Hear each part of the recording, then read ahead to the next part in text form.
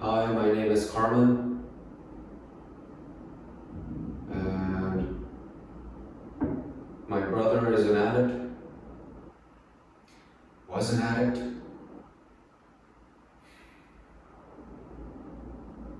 And this morning, never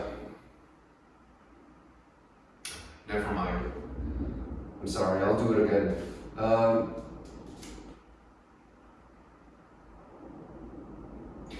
Before I came to Al-Anon, I was a cook. Well, I'm still a cook, just a different kind of cook, I guess. And my brother and I, we would cook a lot together, especially when we were kids. Like, that's when we were closest. Like, food was always our common ground. We wanted to open up a restaurant. We had a name, we had a vibe, and all of it.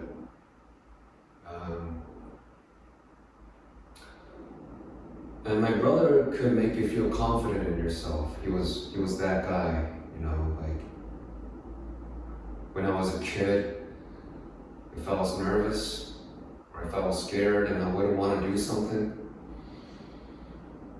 he would always tell me to just face it, you know, like get it over with.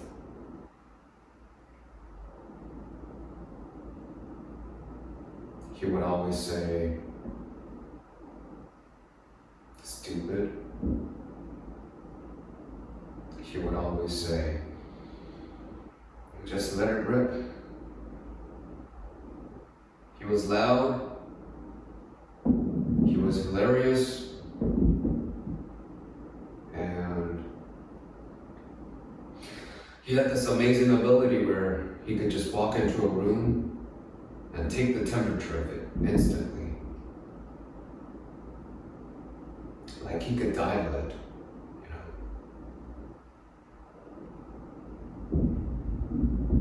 know. Yeah.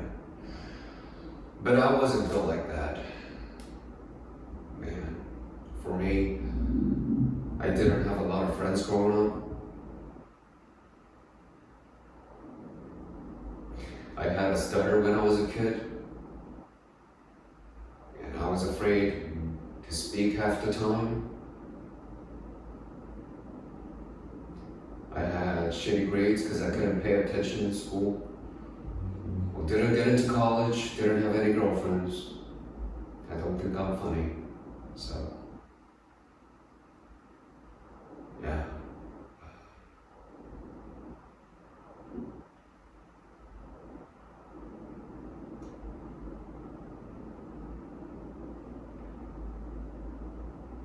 I always thought my brother as my best friend.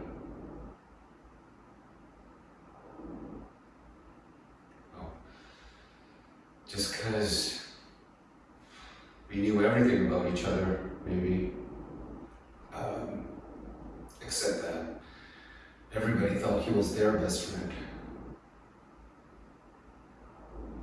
So you can see that he was that magnetic. I didn't know he was using drugs. What does that say? And as we got older, I realized I didn't know anything about him. Like, really.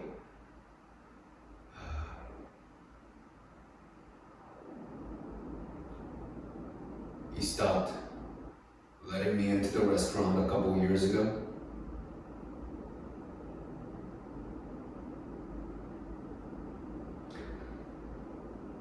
He just cut me off cold. And I didn't know why. I didn't know what was going on.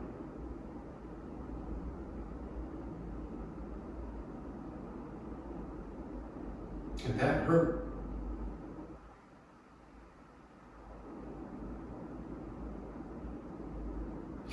And I think that flipped a switch in me where I was like, okay, fuck you.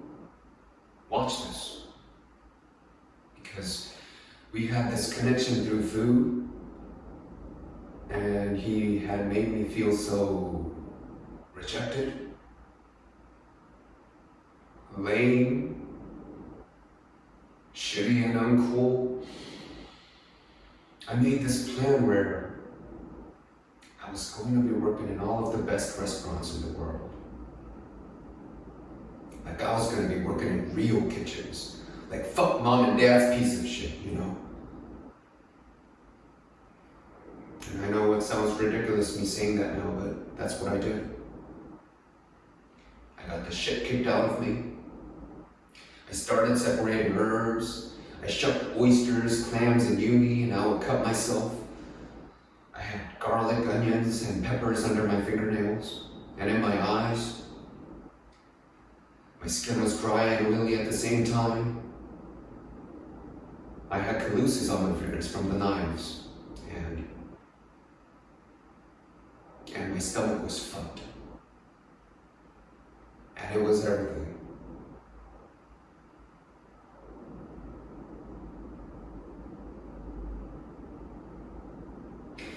And a couple of years later, this funny thing happened to me where, like for the first time in my life, I started to find this station for myself. Like I was fast.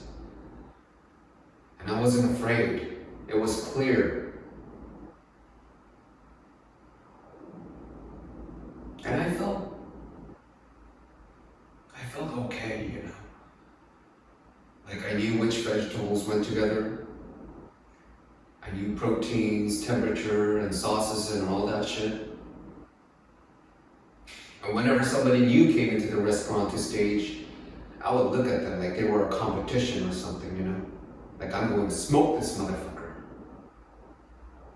Because I felt like I could speak through the food. I could communicate through creativity.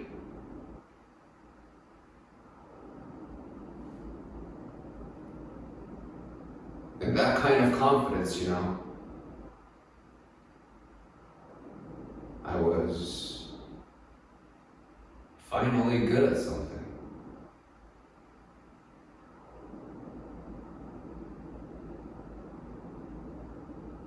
And that was so new. That was so exciting. And I just wanted him to know that. Like, fuck. I just wanted him to be like, good job.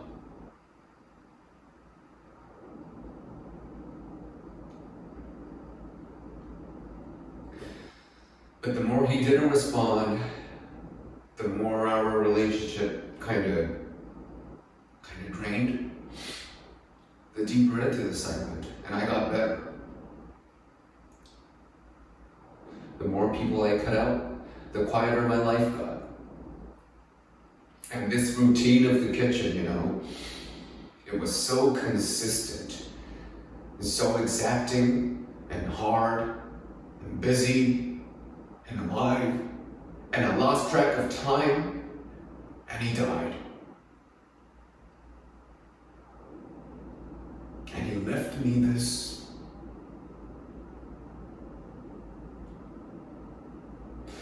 restaurant.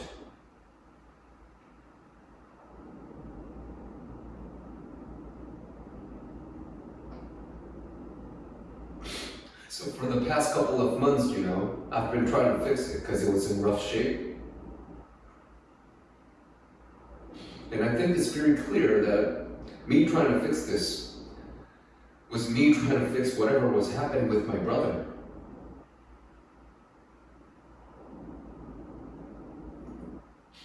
I don't know.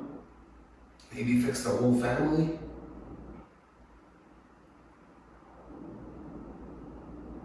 Because the restaurant, it does mean a lot to people. It means a lot to me.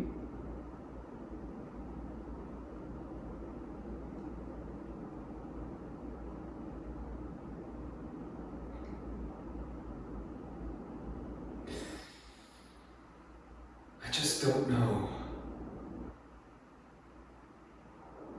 if it ever meant anything to him.